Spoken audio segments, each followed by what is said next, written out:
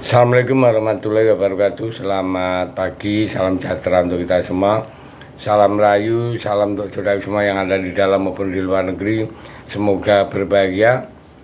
Sedangkan saudaraku yang sakit, mudah-mudahan diberi kesembuhan yang lebih cepat. Dan yang bekerja mendapat rezeki yang banyak dan berkah. Amin. Tinggal beberapa hari lagi FIFA Matchday akan dimulai. Timnas dia bakal mendapatkan rintangan terberat menghadapi Jepang.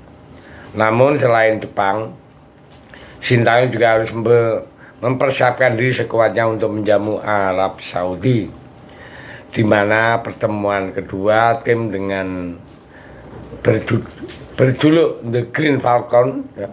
Sebelumnya kita sudah berhasil mencuri 1 poin ya, di kandang mereka, yang membuat penggemar di sana cukup kesal, apalagi saat itu supporter timnas berhasil memadati Stadion King Abdullah Sport City.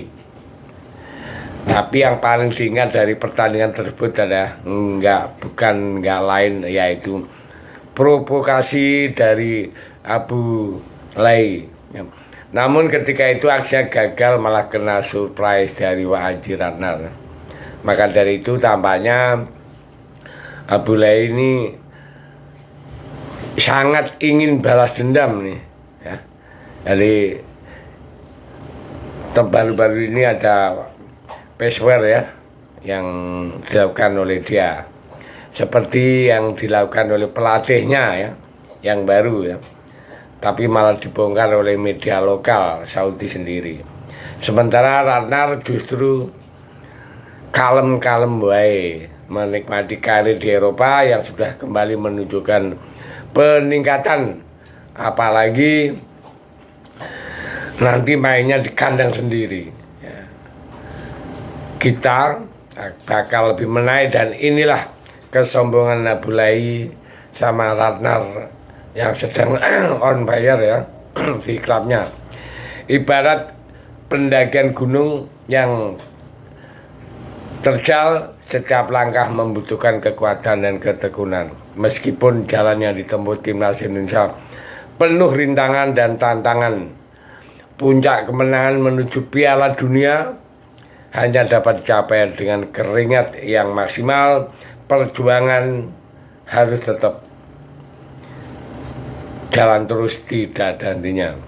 Kita bakal benar-benar diuji di bulan ini lawan King Jepang dan Saudi yang tak boleh dipandang remeh. Secara kualitas ya, tim asuhan Harvey Renat sebenarnya tak terlalu menonjol dibandingkan timnas Garuda. Melihat dari market value-nya ya, kedua tim hitungannya juga masih seimbang, di mana saat ini skuad Garuda memiliki nilai total 407 ya, miliar dolar. Oh maaf, 407 miliar ya. Sedangkan tim Saudi di angka 460 miliar. Artinya beda-beda tipis saja. Dan untuk Indonesia belum tambah harganya Kevin Dick ya. Jadi hal itu menunjukkan tentu akan menaikkan harga pasar untuk Indonesia ya. Jadi mari kita lihat bagaimana tentang perkembangan di laga antara timnas ya dan tim Saudi dengan kualitas mainnya rata-rata itu memang bagus yang bermain di liga lokal. Tentu berbeda dengan pemain keturunan kita yang bermain di liga top Eropa. Bahkan ada yang berpengalaman bermain di Liga Champion. Namun kembali lagi, secara pengalaman The Green Falcon sudah sering kali mengarungi Piala Dunia dan sudah biasa melewati ronde ketiga, sehingga kita tidak bisa mengelak ya, laga menghadapi Saudi akan jadi laga yang berat bagi timnas Indonesia. Apalagi tenaga pemain timnas akan sedikit terkuras karena sebelumnya harus menghadapi King Jepang lebih dahulu ya.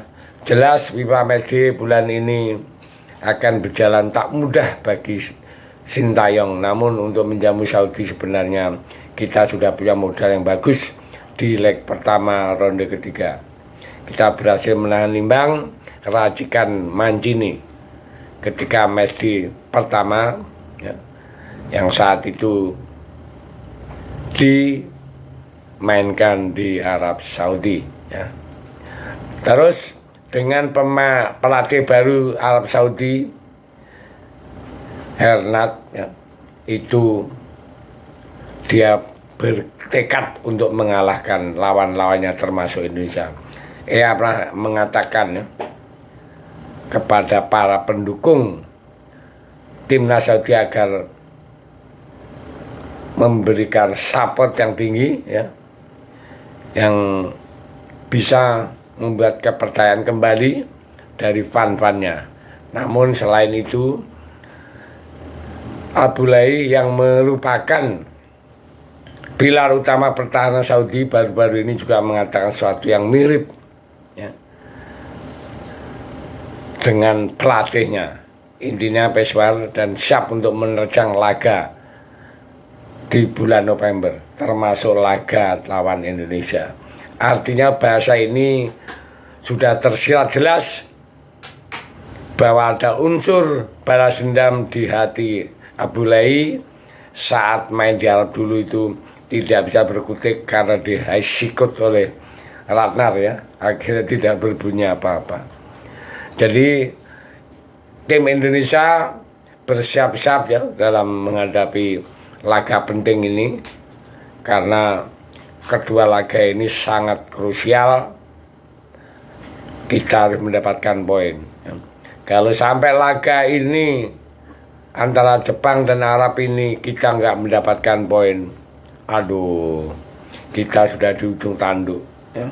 Kita akan terlempar di ranking 6 atau 5, tidak masuk ke ranking 4. Makanya kita semua sebagai supporter, sebagai pengamat amatir, harus betul-betul memberi dorongan, memberi semangat kepada tim kesayangan kita ya, agar supaya bisa mendapatkan poin minimal 1 poin ya. Kita mudah-mudahan mendapat 3 poin full. Kalau sampai 3 poin mendapatkan full, ranking Indonesia akan naik menjadi ranking 2. Oh, betapa megahnya, betapa kerennya tim Indonesia dalam rangka dengan saat pertama kali masuk langsung menduduki ranking kedua. Waduh. Oke, mudah-mudahan kita semangat terus. Terima kasih. Merdeka.